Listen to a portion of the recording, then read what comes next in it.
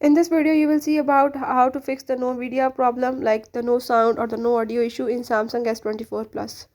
So if you are facing this problem, I will tell you all the steps in this video how you can easily fix it. Just don't forget to subscribe my channel, and now without wasting the time, let's watch the video.